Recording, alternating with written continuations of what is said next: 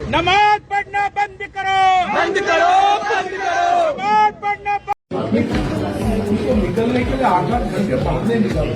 क्या अखिलेश यादव मुसलमानों के वोटों की उम्मीद छोड़ चुके हैं?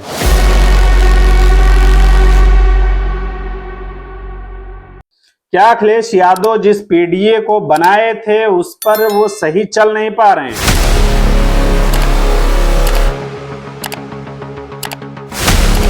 क्या अखिलेश यादव अब इस उम्मीद से मुसलमानों को छोड़ रहे हैं कि मुसलमान आने वाले इलेक्शन 2027 में उनका साथ नहीं देने वाला है?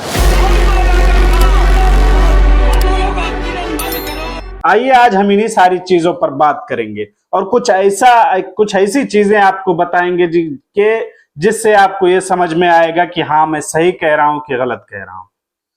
आपको ये समझना पड़ेगा कि पिछली मर्तबा 2022 के इलेक्शन में पूरे उत्तर प्रदेश के मुसलमान पूर्ण बहुमत के साथ अखिलेश यादव को वोट दिए थे और फिर उनसे ये उम्मीद किए थे कि अखिलेश यादव बीजेपी को हरा करके खुद सत्ता पर काबिज होंगे। लेकिन होता क्या है, फिर से वही सारी चीजें होती है। योगी की सरकार बनती है, बीजेपी की सरकार बनती है और तमाम चीजें वैसे जैसे पहले चल रही थी 2015-2017 से जो चीजें चल रही थी वही सारी चीजें होती है। फिर 2027 का इलेक्शन आने वाला है, मुसलमान इस उम्मीद में फिर से अखिलेश यादव के पीछे जा रहा था कि अखिलेश यादव जी आप एमआईएम के साथ गठबंधन कीजिए, हम आपका सपोर्ट करेंगे, आपको हम बीजेपी को हराने में पूरी मदद करेंगे। लेकिन अखिलेश यादव इस फिराक में चले गए हैं कि मुसलमान अब हमें वोट नहीं करेगा। उनको ये मालूम हो चुका है क्योंकि अखिलेश यादव ने अपना रास्ता बदल लिया है। अखिलेश यादव ने बीजेपी वाले पॉइंट ऑफ व्यू से हिंदुस्तान के या उत्तर प्रदेश की जनता को देखने लगे।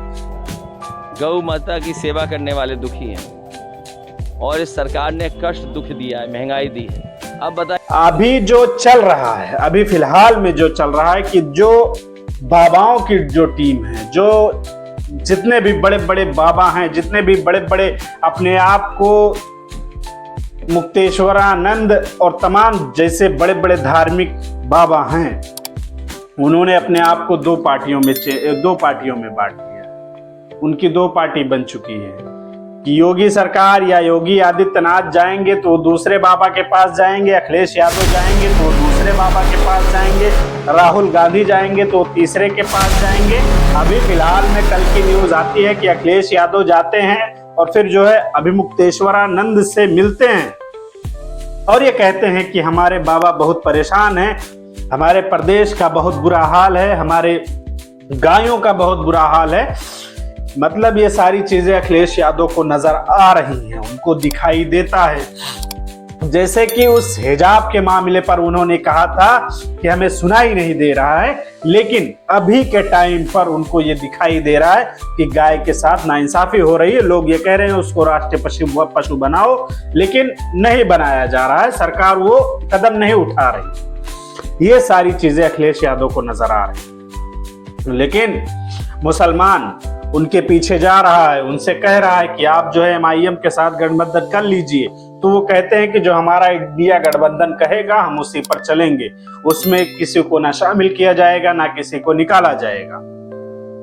लेकिन फिर भी मुसलमान उनके पीछे जा रहा है, लगातार उनसे जो है उनसे ऐसे आशीर्वाद ले रहे हैं कि जैसे लगता है कि मैं फोटो डाल देता हूं, आप लोग देख लीजिएगा, मैं कुछ आगे नहीं बोल पाऊंगा, फिर मैं एक फोटो ऐसा डालता हूं कि आप देखिएगा तो दंग रह जाइएगा कि जैसे लगता है कि कोई बहुत बड़े पीर, कोई बहुत बड़े मुरीद, कोई बहुत बड़े जो है बाबा उनके हाथ चूम रहे हैं अखिलेश यादव के, और फिर वो मुसलमान ही हैं कि जैसे लगता है उनको बड़ी खुशी हो रही होगी उस मुसलमान को कि हम अपने पीर आका मुरीद उनका हाथ चूम करके आशीर्वाद लिए हैं, उनसे दुआएं लिए।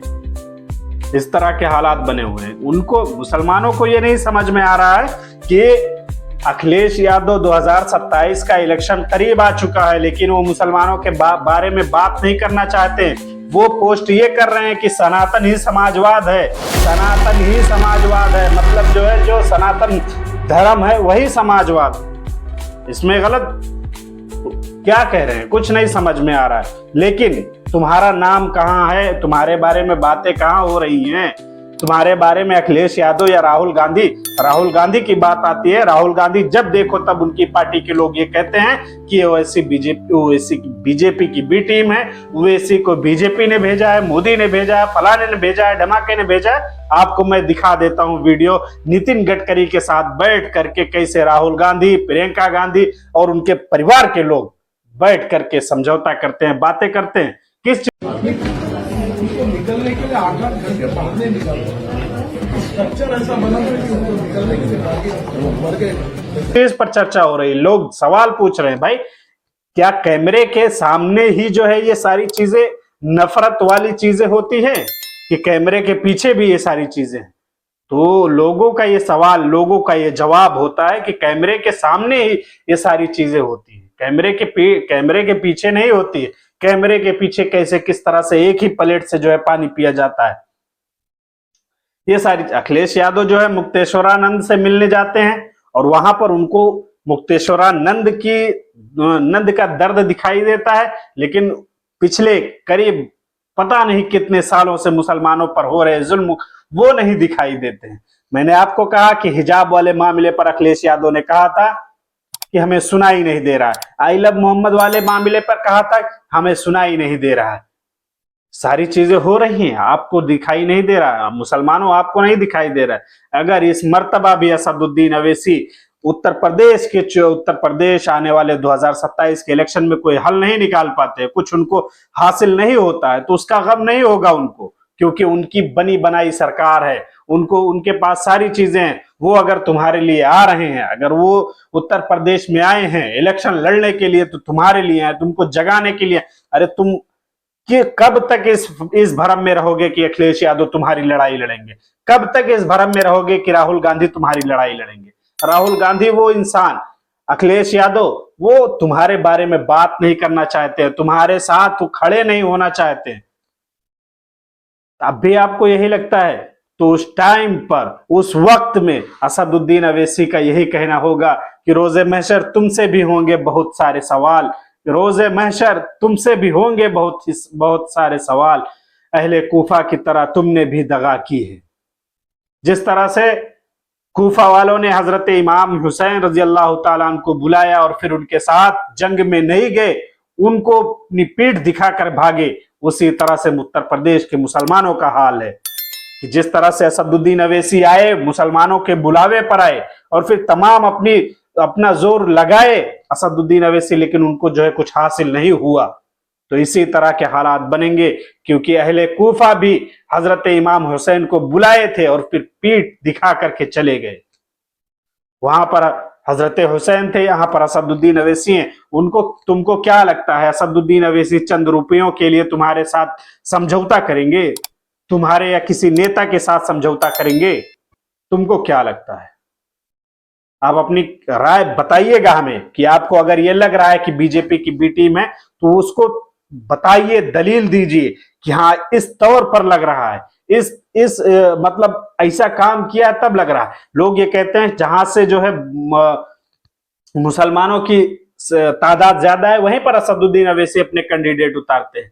तो आप बताइए कहां से उतारें, आप बता दीजिए। आपको लगता है कि दूसरी जगह या दूसरे लोग नबी सल्लल्लाहु अलैहि वसल्लम पर जब नबी बने, नबी सल्लल्लाहु अलैहि वसल्लम, तब इल्म या दीन की दावत किसको दिए? सबसे पहले अपने खानदान को दिए। तो असदुद्दीन अवैसी तो तुम्हें अपना खानदान समझते हैं कि आओ हम तुम्हारे साथ खड़े हैं। तुम्हारी मस्जिदों को ताले लगाए जा रहे हैं तब भी तुमको समझ में नहीं आ रहा है। मैं आपको वीडियो डाल देता हूं, आप लोग देख लीजिएगा। नमाज पढ़ना बंद करो, बंद करो, बंद करो। नमाज पढ़ना बंद करो, बंद करो, बंद करो। नमाजी रिस्पेक्ट मुर्दाबाद, मुर्दाबाद, मुर्दाबाद। लव जिहाद मुर्दाबाद, मुर्दाबाद, मुर्दाबाद। लैंड जिहाद। किस तरह से जो है लोग प्रदर्शन करते हैं कि मस्जिदों में नमाजें बंद कर दिया जाए, और तमाम एक ही न्यूज नहीं है, लाखों है, करोड़ों है। आपको अभी भी समझ में नहीं आ रहा है, अब तो समझ जाइए आप। चलिए मैं इन्हीं सारी बातों पर अपनी बात को खत्म करता हूं और आपसे उम्मीद है कि आप हमारे चैनल को सब्सक्राइब करके हमें हौसला दें।